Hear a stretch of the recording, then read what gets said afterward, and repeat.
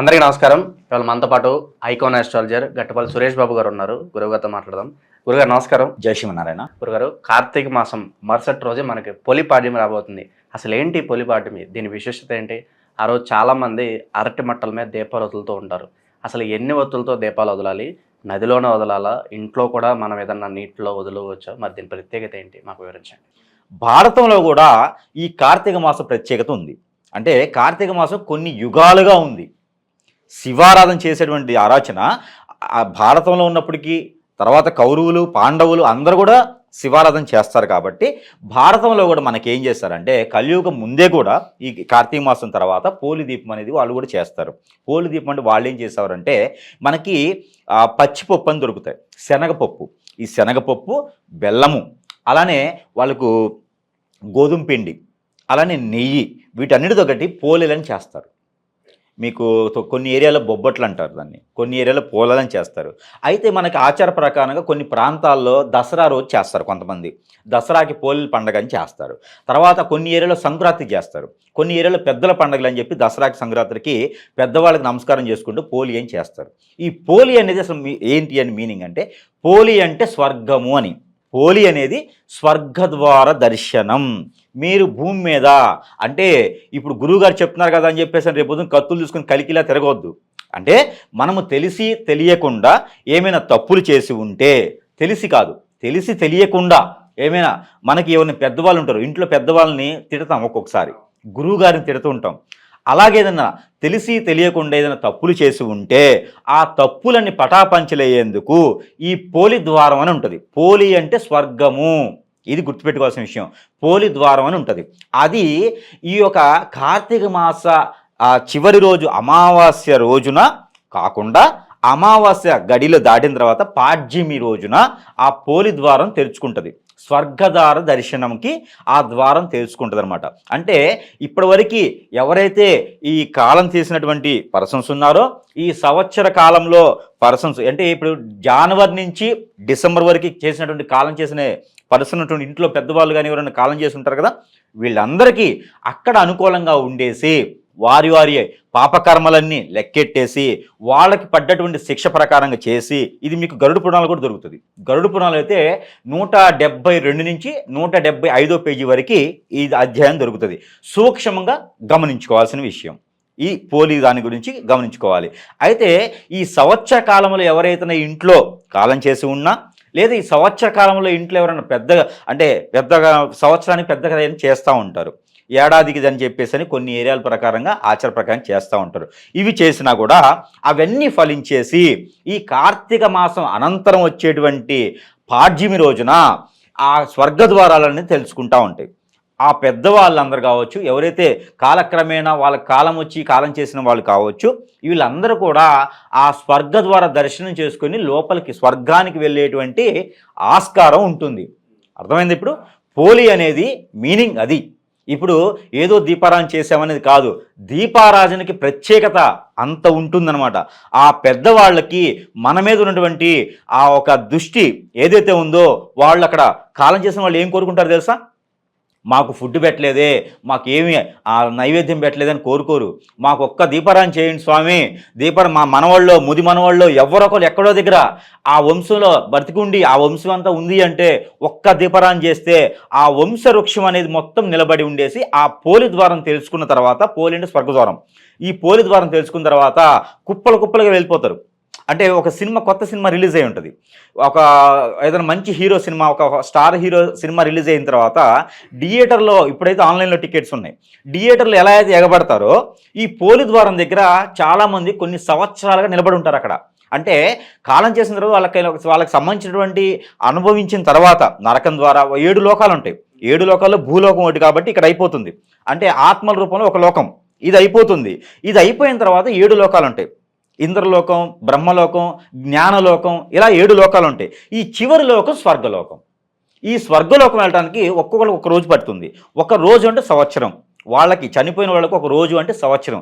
ఇలాగా ఎన్నో సంవత్సరాల నుంచి వెయిట్ చేసే పర్సన్స్ ఉంటారు. ఇప్పుడు గుండాలు, రౌడీలు మనం చూస్తూ ఉంటే హత్యలు చేసే వాళ్ళు ఉంటారు. వీళ్ళు ఒక రోజులో వెళ్ళిపోతారు స్వర్గలోకానికి. ఎందుకు అంటే వాళ్ళందరూ వాళ్ళు హత్య చేయరు, వాళ్ళు వెనక నుండి ఎవరో చేపిస్తేనే చేస్తారు.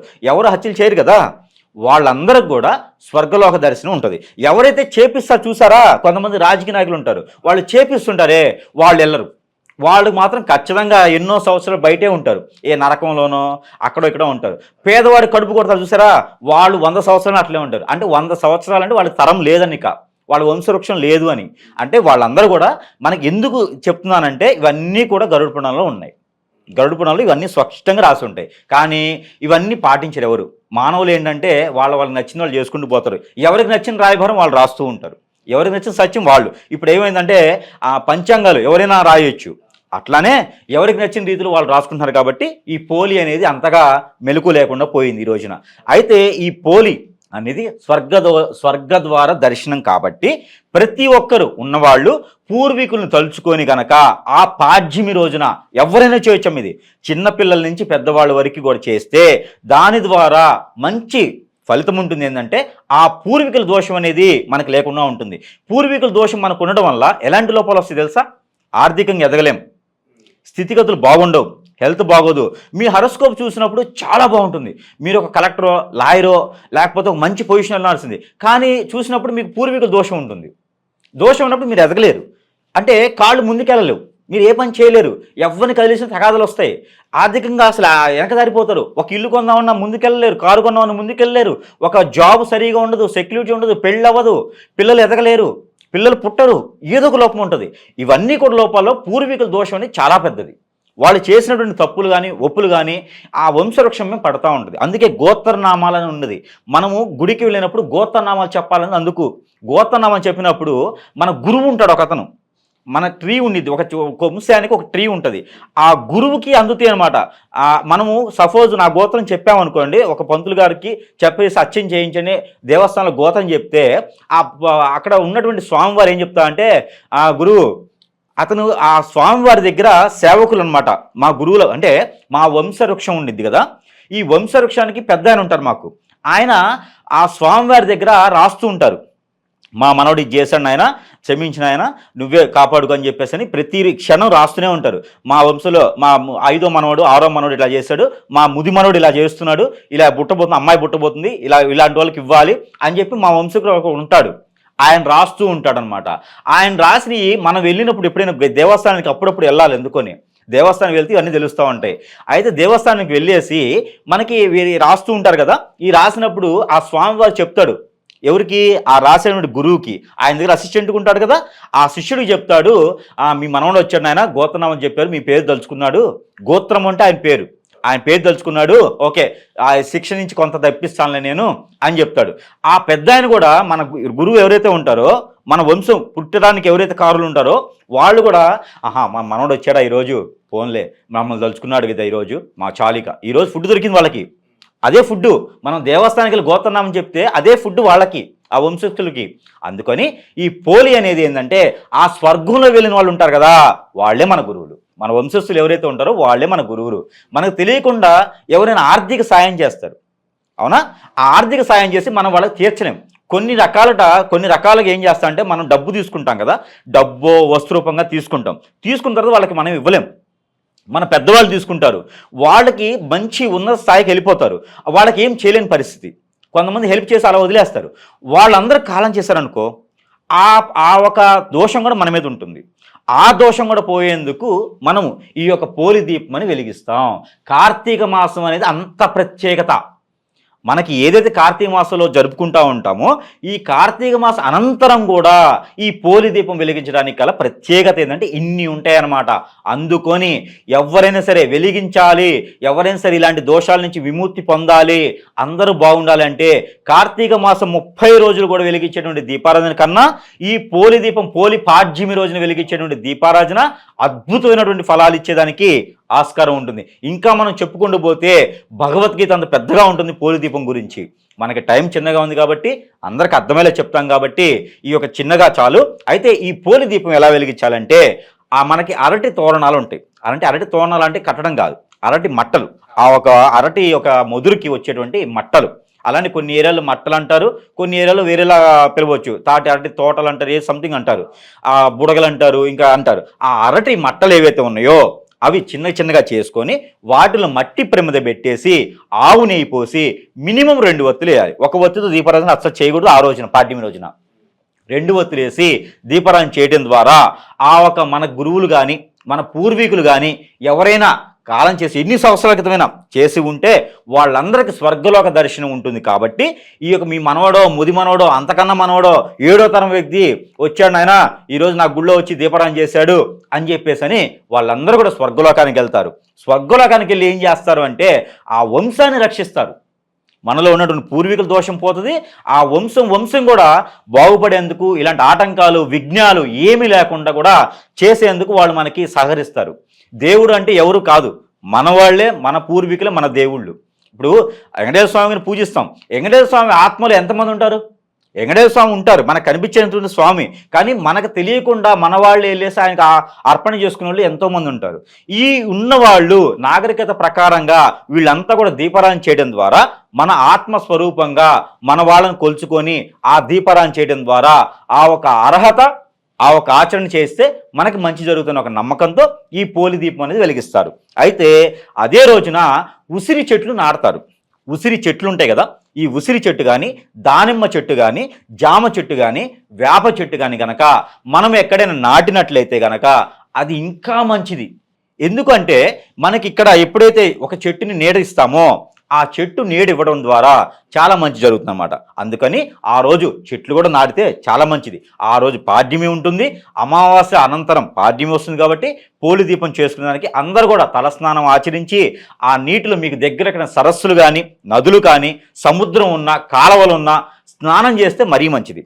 స్నానం చేసి ఆ దీపారాజన 2 ఒత్తులేసి ఒక ప్రమిదిలో కనుక 2 ఒత్తులేసి ఆ మట్టలో కనుక దీపారాజు వదిలినట్టయితే మంచి జరుగుతుంది. ఆ వంశం మొత్తం కూడా బాగుపడేందుకు ఆస్కారం ఉంటుంది. చిన్న చిన్న దోషాలు కాదు, పెద్ద పెద్ద దోషాలు ఉన్నా కూడా మనం ఒక ₹1,00,000 ఖర్చు పెట్టి చక్ర హోమం కానివ్వండి లేకపోతే ఏదైనా చండీ హోమం కానివ్వండి చేస్తే ఎంత పుణ్యం వస్తుందో మీరు అనుకుంటారో అంతకన్నా ఎక్కువ పుణ్యం వస్తుంది. కాబట్టి ఈ యొక్క పోలి దీపం రోజున దానాలు చేసినా ధర్మాలు చేసినా యాగాలు చేసినా కూడా మంచిది. ఒక్క దీపారాధన చేసినా కూడా మంచిది. 2 ఒత్తులేసి ఒక దీపారాధన చేస్తే కూడా ఆ దీపారాధన నీటిలో వదిలితే ఆత్మసాక్షిగా వదిలినట్టు. మన పెద్దవాళ్ళు, మన ఫ్రెండ్స్, మనకు తెలిసిన వాళ్ళు, మనకి హెల్ప్ చేసిన వాళ్ళు, మన పెద్దవాళ్ళకి హెల్ప్ చేసిన వాళ్ళు అందరూ కూడా ఆ ఒక స్వర్గలోక దర్శనం వచ్చేదానికి ఆస్కారం ఉంటుంది. ఇంకోటి, మనం అలా చేయడం ద్వారా మనకి కూడా పునర్జన్మ అనేది లేకుండా ఉంటుంది. మనం ఆత్మస్వరూపంగా చేయటం ద్వారా ఆ శివుని ఆరాధన లేకపోతే విష్ణు ఆరాధన చేసి ఆ దీపం వదలటం ద్వారా మనకి కూడా పునర్జన్మ లేకుండా ఈ జన్మలో చేసినటువంటి పాపపుణ్యాలన్నీ కూడా తొలగిపోయేదానికి ఆస్కారం ఉంటుంది. కాబట్టి ఈ పోలి దీపం అనేది అందరూ కూడా ప్రతి ఒక్కరూ కులము మతము ఏమీ లేకుండా ఆచరిస్తే చాలా మంచి జరుగుతుంది.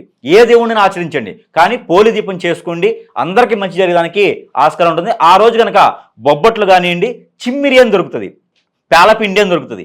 అది కూడా మనం దానం చేసినా అది నైవేద్యంగా పెట్టినా కూడా పెద్దవాళ్ళకి నైవేద్యం పెట్టిని అందరూ ప్రసాద రూపం తీసుకుంటే కూడా చాలా మంచి జరుగుతుంది. చక్కెర పొంగల్ కూడా ఆ రోజున దీపారాజుని పెట్టుకోవచ్చు. ఏ దేవునికి కాదు, మనం వదిలేటువంటి దీపం ఉంటుంది కదా, ఆ దీపానికి కనుక మనం చెప్పినటువంటి నైవేద్యం పెట్టి కనుక వదిలేసి అవన్నీ కూడా మనం అందరం తినొచ్చు. నలుగురికి పంచితే కూడా చాలా మంచి జరుగుతుంది. పూర్వీక దోషం ముందు పోతుంది. ఇంకొకటి ఉంది చివరిగా ఏంటంటే, మా వాళ్ళ ఇంట్లో చాలా మందికి అతి తక్కువ కాలం చేశారు, 4 నెలలు అయింది 5 నెలలు అయింది, మేము చేయొచ్చు ఆ దీపారాధన అని అందరికీ డౌట్ వస్తుంది. చేయొచ్చు. పోలి దీపం అనేది అందుకోసమే. పోలి దీపం అనేది ఎప్పుడైనా సరే ఈ ఒక సంవత్సరం మొత్తంతో ఎవరికైనా ఆచారం ఏంటంటే దీపారాధన చేయడానికి గుళ్ళోకి వెళ్ళడానికి అందరూ కూడా వెళ్ళలేని పరిస్థితి ఉంటుంది. అంటే ఈ సంవత్సరంలో అంటే సపోజు ఆ ముందు మాసాల్లో కనుక సంవత్సరం ముందు వెళ్ళకరు, అంటే సంవత్సరం ఏడాది వరకు కూడా కాలం చేసిన ఇంట్లో వాళ్ళు ఏడాది వరకు కూడా టెంపుల్కి వెళ్ళరు. అలాంటి వాళ్ళు కూడా పోలి దీపం చేయొచ్చు. అంటే వాళ్ళు బాధపడుతూ ఉంటారు, మేము ఈ సంవత్సరం జరిగిపోయింది, ఆ స్వామివారి ఆరాధన మేము చేయలేకపోయాము, మేము కార్తీక మాసం మొత్తం ఏ ఆరాధన చేయలేకపోయాము, దీపారాధన కూడా మేము చేయలేకపోయాము, టెంపుల్లో అడుగుపెట్టి లేకుండా పోయిందని బాధపడుతుంటారు. వీళ్ళందరూ కూడా పోలి దీపం చేయొచ్చు. ఎక్కడైనా కనుక్కోవచ్చు. పోలి దీపం ఎవరికైనా సంబంధం లేకుండా చేయొచ్చు. వాళ్ళకి ఆ దీపానికి నైవేద్యం పెట్టుకొని అందరినీ మీ పూర్వీకులందరినీ తలుచుకొని అందరికీ కూడా ఆ స్వర్గలోక దర్శనాన్ని చేయించుకొని ఆ స్వర్గలోకలో ఆ దేవారాధన చేసుకునే విధంగా చేస్తే మనందరికి కూడా మంచి జరుగుతుంది. ఆ ఒక శాపము, ఆ ఒక పాపము, ఆ ఒక విధి విధానాలను కూడా మనకి తొలగేసి మనకంతా బాగుంటుంది. కాబట్టి తప్పకుండా ప్రతి ఒక్కరూ, మానవాళిలో జీవించే ప్రతి ఒక్కరు కూడా ఈ పోలి దీపం వెలిగిస్తే మంచి జరుగుతుంది. కాబట్టి అందరూ కూడా పోలి దీపం వెలిగించండి. వెలిగించలేనటువంటి పరిస్థితిలో ఉన్నటువంటి వాళ్ళు ఇంట్లో కూడా పెద్దవాళ్ళు ఎవరైనా ఉండి అయ్యా మేము గుడి దాకా వెళ్ళలేము, వెలిగించలేము అనుకుంటే కూడా వాళ్ళందరూ కూడా ఇంట్లో ఎక్కడైనా ఒక చిన్నపాటి తొట్టిలో కానివ్వండి, ఒక చిన్నపాటి గంగాళంలోనో ఏదో ఒక దాంట్లో నీళ్లుంటాయి, దాంట్లో అరటి మట్ట తీసుకొచ్చుకొని దాంట్లో పెట్టుకొచ్చుకొని 3 సార్లు ఇలాగ అంటే కనుక అది చుట్టూ 3 సార్లు తిరిగినా అది కొంచెం ముందుకెళ్ళినా కూడా ఆ పాపం విమోచన అనేది పోతుంది. కాబట్టి మీ పరిధిని ప్రకారంగా మీకు ఎట్లయితే ఆచారంగా మీకు ఎట్లయితే వీలవుతుందో అలా చేయండి. ఆ రోజు ఒక్క పొద్దు ఉండాలా అని ప్రత్యేకంగా లేదు. మీ యొక్క విషయం కాకపోతే ఒకటి, నాన్ వెజ్ మాత్రం ముట్టుకోకండి. ఆ ఒక్కరోజు నాన్ వెజ్ తినకుండా ఉంటే చాలా మంచి జరుగుతుంది. ఈ పాడ్యం అనేది అందరూ ఆచరించుకోవాల్సిన విషయం. ఈ కార్తీక మాసంలో చేయలేకపోతే బాధపడొద్దు.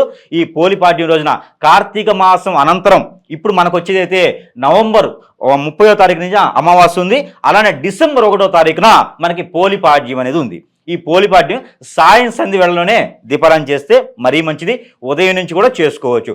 ఉదయం అయితే కనుక మార్నింగ్ అంటే మబ్బులోనే మనకి ఏకుంజామున 5 గంటల నుంచి 8 గంటల లోపు దీపారాధన చేయాలి. అదే సాయం సంధి వాళ్ళైతే 4:50 నుంచి 8:30 వరకు కూడా ఈ యొక్క పోలిపాడ్యం అనేది చేసుకోవచ్చు. ఆ లగ్నాల్లో బాగుంటుంది. స్వర్గద్వార దర్శనం అయితే బాగుంటుంది. కాబట్టి బ్రాహ్మీ ముహూర్తంలోనే స్వర్గద్వార దర్శనం ఉంటుంది. మీరు దీపారాధన మాత్రం మనం చెప్పిన సమయంలో చేసుకుంటే సరిపోతుంది. ఇది కలియుగానంతరంలో టైం. ఇది కలియుగంలో చేసేటువంటి టైము ఈ ప్రకారంగా ఉంటుంది. కాబట్టి చేసుకోవడం ద్వారా అందరికి మంచి జరుగుతుంది. ఈ విధంగా అందరూ ప్రయత్నం చేయండి. పోలి పాడ్యం గురించి ఎన్నో విశేషాలు తెలియజేశారు గురుగారు. ధన్యవాదాలు. నమస్తే.